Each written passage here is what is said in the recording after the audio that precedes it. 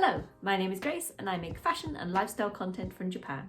Today we are asking the question, what is Jfashion?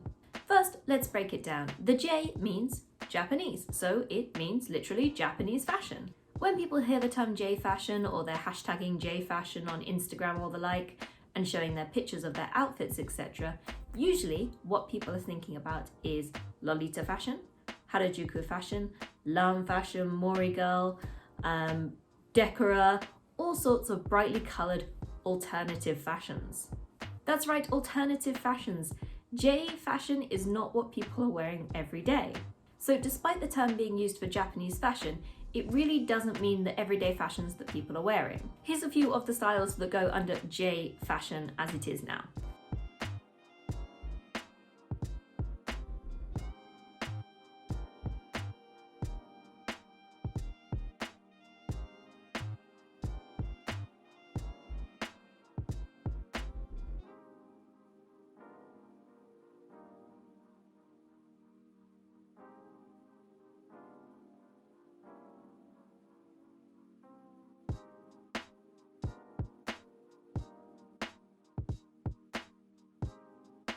I actually lost the footage for this bit, but it's an important part of my Jfashion story, so I'm still sharing it. When I was at university, I wrote an article about Jfashion, and it was mainly these alternative styles. I was in the Japan Society at university and showed this article I'd written to one of my Japanese peers to take a look at. She said to me, and I will always remember this, "I don't want people thinking Japanese people dress this way.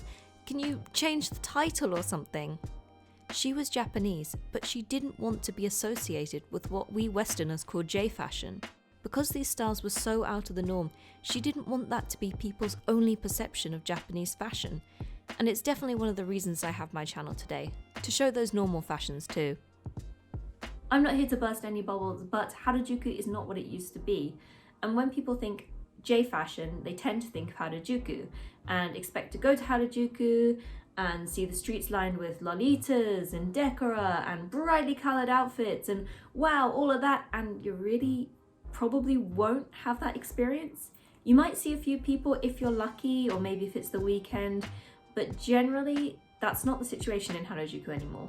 You'll definitely see shop stuff on brand with the theme of the shop. So for example, if you're going to ACDC Rag, you're definitely going to see a girl dressed in brightly coloured clothes, maybe she's got crazy hair too, but outside of that, it's quite unlikely to see those people anymore. Or if you're going into a Lolita shop, maybe you're going into La Forêt, you'll see Angelic Pretty, Baby the Stars Shine Bright, Atelier Pierrot, more and more and more of those brands. The shop staff will definitely be wearing those styles, and you may see some customers in there wearing those styles as well, but generally it's actually quite hard to find alternative fashions on the streets these days. You're probably going to say to me, Grace, there's a pandemic going on, of course these people aren't going to be out and about and dressing up. Actually, it's been this way for quite a few years now, and despite the pandemic, people still kind of are going out in Japan. It's very much business as usual. So I've been wearing alternative Japanese fashions for many years now, but since moving to Japan, I've definitely moved more into slightly alternative, but mostly more casual street fashion than people wear here. But people don't seem to like this being called Jfashion because it is not what they perceive as Jfashion. I think the internet has a lot to do with these misconceptions about what Jfashion actually is. I think it all started sort of Tumblr when those alternative Jfashions really started coming in their own and people wanted a name for it. And they thought, Jfashion, Japanese fashion. This is from Japan, it is Japanese fashion. Well, yes, it is from Japan, it is Japanese fashion, but it is alternative Japanese fashion. That's why I really dislike the term Jfashion, because I'll put an outfit like this and I'll be like, Jfashion, and people will be like, no, that's not Jfashion, sir. That is just regular clothes that you are wearing in Japan. But in the essence of Jfashion, isn't that just Japanese fashion? And I think if you talk to a Japanese person and tell them you are interested in fashion, they will be really more surprised if you show, oh, I like Lolita and I like lam and I like this and I like that. They'll be like, ooh, that's quite interesting. That's quite out there. Japan is a really conservative country, and that does go for fashion as well. If you look at some of my previous videos, you'll definitely see that the styles are modest, covering, neutral kind of tones.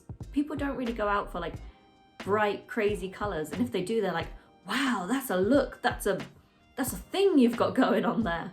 Although it might sound like it, I'm not here to ruin your perception of Japan. I'm not here to ruin what you love about Japanese fashion, because that is amazing. I absolutely love these alt fashions because I wear them myself. But I don't want you to come to Japan and be like, I'm gonna see Lolitas everywhere, I'm gonna go live my fashion dream, and then be like, where are all the people that I thought would be dressed like this because I saw it on Instagram and online and people told me this was what Japan was like, and it's not. And definitely there are some really, really cool people in Japan. There's certainly like some styles I see and I'm like, oh, that is very, very cool. I always think that like seeing a Lolita in Japan is kind of like seeing a goth in your own country. Now, if you go into like a goth shop, you're like, goths, looking very good there, Mr. Goth, Mrs. Goth, non-binary goth, you're looking good. But if you go outside of that area, suddenly there are no goths anymore. And you might see one and be like, oh, loving that style, oh yes. But you're generally not seeing them on the street. I think that's kind of the best way to equate it. It's been quite a while since I've been back to the UK, so I don't know if goths are still a thing. Am I putting a really old reference out there? Please tell me goths are a thing. Please. I know emos aren't really a thing anymore, or are they? Oh my god, my disconnect with Western fashion and Western world is quite large actually. For me, I find it really sad to see a lot of this Japanese fashion culture dying. So in recent years, the amount of street photography and magazines to do with Harajuku and alternative fashion in Japan has gone down quite a lot. And a lot of those people doing Harajuku fashion walks and those kind of events are actually foreign girls, which I think is amazing that they've really taken on that alternative styles and they're just running with it and going for it and living their best life, and I'm all for that. And remember, it is not like a cultural appropriation to wear alternative fashions. It's just fashion. Fashion is fashion, put it on your body. Remember, it's not fashion for like a ceremony or that kind of thing, in which case you must treat it with respect. And it doesn't come from a cultural background in a way that Japanese people are like, how dare you wear our alternative fashions? This looks terrible on you. Nobody is saying that. Nobody says that at all. Everybody is like, when you come into the shop and you're wearing Lolita or you see another Lolita, like, oh, go away, you're so cute, you look amazing, I'm so happy you could wear my brand. I'm so happy that foreign people like this as well. It's not just for Japanese people, these street fashion brands and alternative brands, they are for everyone. I really wish we could change the term Jfashion into something like alternative Jfashion or Japanese alt street styles or something. I don't know, comment down below, what do you think we could call it instead of Jfashion? When I first moved to Japan, I was living out in the countryside and there were cities near me, certainly bigger cities like Otsu, that's the kind of capital of Shiga prefecture, and I went to Kyoto and Osaka as well, but I really didn't see any Lolitas or any alternative fashion people when I lived there. And definitely in Osaka I saw more alternative styles, but the only time we saw lots of Lolitas tended to be on New Year's when the lucky bags were out, and then they came out in full force to get their clothes. It does tend to be those people into alternative fashion tend to do more private events and social things within their group, because a lot of them, they don't want you taking their photo on the street and that kind of thing. That's not really actually very comfortable for them, and they just want to enjoy their fashion in peace. Of course, if you ask respectfully, most of them are like, yeah, fine. If you do want to see the trends that people wear every day on the streets here out in Japan, just the everyday girl, I have a series of videos which I do every season. Please go check them out. I would love to take you on a little tour of Harajuku when things have quietened down a bit with the pandemic. I know things are not as bad here, certainly not in comparison to like the UK or the US, but when people aren't wearing masks and maybe they're a bit more confident to go out dressed up, I would love to take you on a little tour, show you what's kind of going on at the moment. I love making videos about Japanese fashion. I do get quite a few comments and messages from people who are like, oh, but I didn't really think this was Japanese fashion. They just seem confused at the fact that all these fashions are so sort of normal looking, and I think that's a lot of the misconceptions have come in. I would say even the regular styles here are a little bit cuter or a little bit cooler than what we get back home, so it is very interesting to see the differences.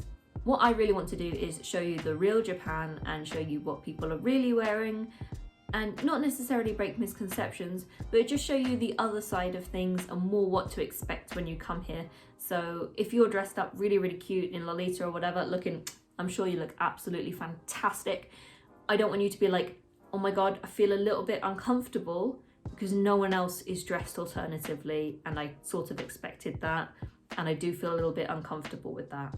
But let me tell you, Japanese people might give you a little bit of a look, not like a bad look, they'll give you a bit of a, but you will get so many compliments out dressed lovely. People will be like, your shoes are so cute, oh my god, look at your hair, look at your outfit, you're looking absolutely cute as heck, oh my gosh, look at you.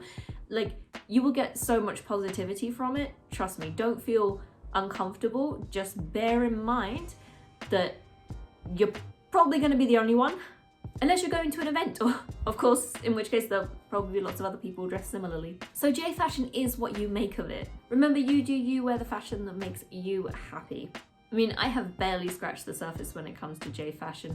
I just wanted to give a little overview of what's happening in Japan right now, what the misconceptions are, and really just a few of my own opinions. When this pandemic is over, I really want to get some guests on of girls who are in the Jfashion community here and have a really nice chat with them and talk to them about their experiences and what they think about Jfashion. But right now, there's a pandemic, so right now you're only getting my opinion, but in the future, you will get many more. Like and subscribe for more fashion and lifestyle content from Japan. See ya!